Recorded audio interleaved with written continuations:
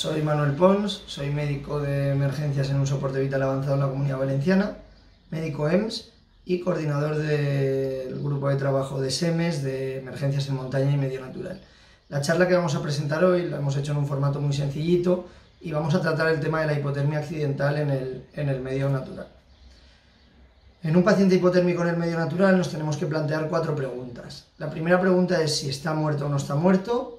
La segunda pregunta es si está hipotérmico o no está hipotérmico.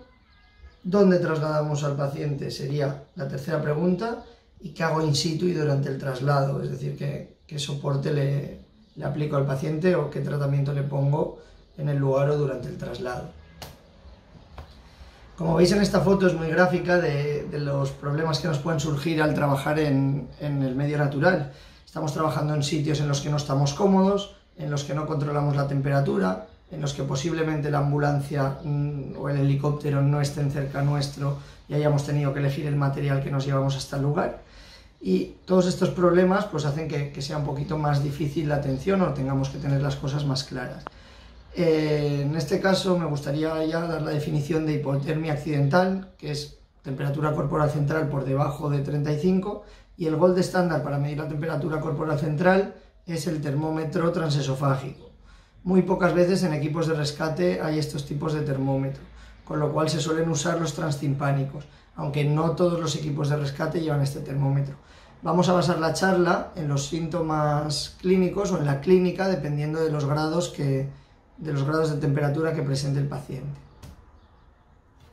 A la pregunta de si el paciente está muerto, la primera respuesta, a bote pronto, debe ser que el paciente no está muerto.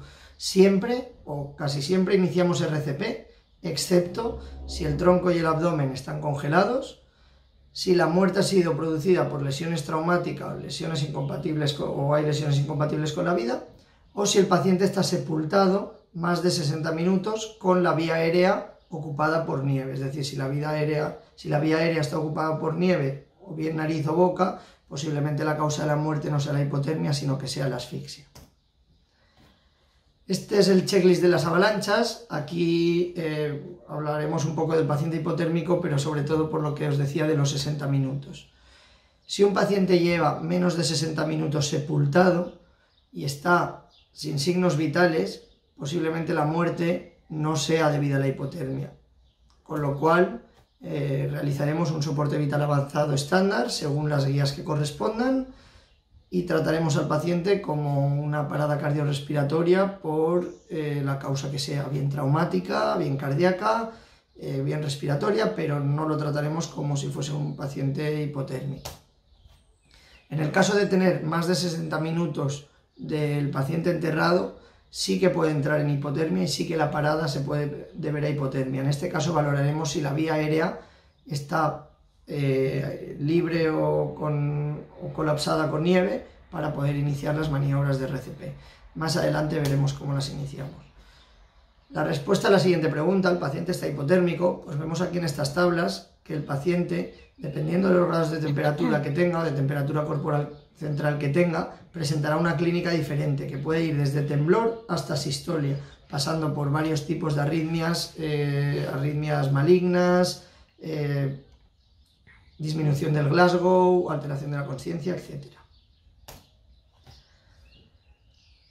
Vamos a simplificarlo aún más con la escala suiza de la hipotermia.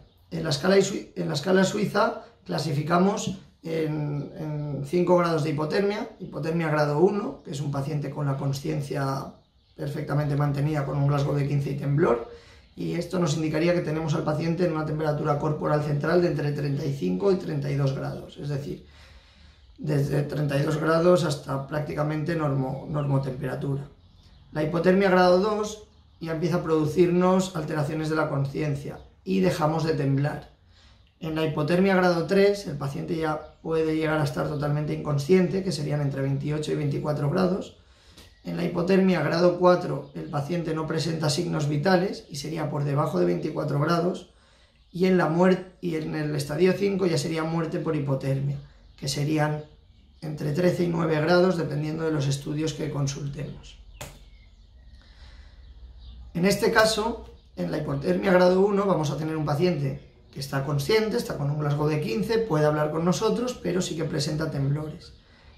¿Qué hay que hacer con este paciente? A este paciente hay que aplicarle o hay que darle bebidas calientes que aumentarás, bueno, que le proporcionarán 55 kilocalorías, refrescos azucarados que proporcionarán hasta 140 kilocalorías, movimientos corporales, es decir, andar o movimientos de los brazos, que se puede llegar hasta las 200 kilocalorías hora, y simplemente el simple hecho de temblar, que él está temblando, proporcionaría unas 400 kilocalorías hora. 75 kilocalorías hora, para que os hagáis una idea, aumentan 1 grado centígrado la temperatura corporal central. Los objetivos en este estadio no es aumentar la temperatura, sino dejar de perder temperatura, es decir, mantener la temperatura que tenemos. No vamos a conseguir una gran ganancia de temperatura, pero sí que es una gran labor evitar el perder más temperatura para que el paciente no entre en hipotermia grado 2 y vaya empeorando. Y el traslado de este paciente, que inicialmente está consciente y no tiene problemas, es al hospital más cercano, salvo que tenga alguna lesión traumática y se considere trasladar a otro centro. En resumen, bebidas calientes y azucaradas y movimientos activos con los brazos para que el paciente mantenga la temperatura que ya tenía. En la hipotermia grado 2 y 3, el qué hacer con este paciente, que es la pregunta que estamos resolviendo, aparte de que el paciente aquí ya tiene riesgo de arritmia cardíaca, es mantener las medidas iniciadas en la hipotermia grado 1, pero en este caso vamos a evitar la bipedestación, vamos a mover el paciente en horizontal y lo vamos a aislar de la nieve o lo vamos a aislar del frío. ¿Cómo lo aislamos? Lo aislamos haciendo un wrap de hipotermia, un rollo con varios elementos aislantes que nos mantendrá el paciente caliente y evitará que pierda más temperatura. Y con recalentamiento activo externo si se puede. En este caso, por curiosidad, os coloco aquí una imagen de un electro que es con la onda J de Osborn, que empieza a ser característica en estos estadios. El wrap de hipotermia es este que vamos a ver aquí. Tenemos al paciente tumbado. Al paciente le podemos quitar la ropa si tiene la ropa mojada para evitar que la pierda, pero tenemos que valorar muy bien el riesgo-beneficio a la hora de quitarle la ropa al paciente en un medio frío, porque si el paciente tiene la ropa seca, podemos valorar hacer el wrap encima de esa ropa.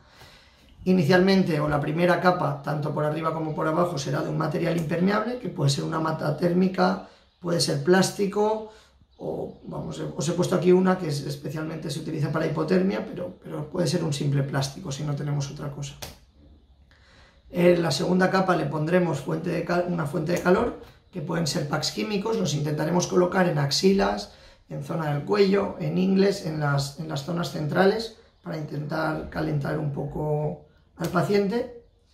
Luego le pondremos un aislamiento exterior, que serán sábanas o, al poder ser, mantas, el máximo grosor posible que tengamos en el momento, y acabaremos con el mismo material impermeable que hemos empezado. Esto nos quedaría como un rollito, la imagen es muy gráfica y sería el modo de empaquetar al paciente para poder trasladarlo o sacarlo del lugar. Aquí os dejo un resumen que me ha parecido muy bueno, de unos compañeros bueno, el artículo está puesto aquí abajo, y la verdad es que lo dejo un poco como resumen. Si queréis valorarlo, la verdad es que está estupendo. Volviendo al checklist de avalanchas, hemos respuesto ya a la pregunta del paciente está muerto. En principio no está muerto. El paciente está hipotérmico, depende de la escala suiza. Ya sabemos lo que hacer en hipotermia grado 1, 2 y 3, con lo cual vamos a pasar a la hipotermia grado 4. La hipotermia grado 4 es bueno, no tiene signos vitales, con lo cual vamos a valorarlo con este checklist de avalanchas, que me ha parecido muy gráfico para poder seguir los puntos de lo que tenemos que hacer con este paciente. El paciente lleva más de 60 minutos sepultado. Si el paciente lleva más de 60 minutos sepultado y no tiene signos vitales, valoraremos la vía aérea. Si la vía aérea está limpia de nieve, iniciaremos una RCP. Veremos si tiene alguna lesión que comprometa la vida del paciente, o si tiene alguna lesión o congelación total del cuerpo, como hemos dicho antes, que nos haga parar las maniobras de reanimación. Si no es así, valoraremos el ritmo, Si está en asistolia, seguiremos haciendo RCP, volveremos a valorar la vía aérea, intentaremos aislarla lo antes posible y intentaremos trasladar a un centro útil. Un centro útil en este caso sería con un soporte vital extracorpóreo, que el centro dispusiese de posibilidad de ECMO. Respondemos aquí a la otra pregunta: ¿dónde trasladamos al paciente hipotérmico? Lo trasladamos a un centro útil. Si el paciente está parado, realizamos RCP en el paciente, que se puede prolongar hasta varias horas, lo trasladaríamos a un centro útil, que en este caso sería el que tiene ECMO. Y aquí os vuelvo a poner la foto que tenemos. ¿Cómo pensáis que podemos evacuar a un paciente haciéndole RCP? La primera es con un cardiocompresor mecánico. Si la RCP es continua, sería la forma ideal de evacuar al paciente del medio en el que lo tenemos, pero no en todos los casos tenemos cardiocompresor mecánico, con lo cual podemos recurrir a la RCP intermitente. Por resumirlo un poco, la RCP intermitente consiste en realizar RCP durante 5 minutos, según las guías de la RC, y luego cogemos al paciente, cogemos la camilla y caminamos durante 5 minutos hasta el punto donde está el helicóptero o la ambulancia. O sea, 5 minutos de traslado, 5 minutos de RCP. 5 minutos de traslado, paramos, 5 minutos de RCP.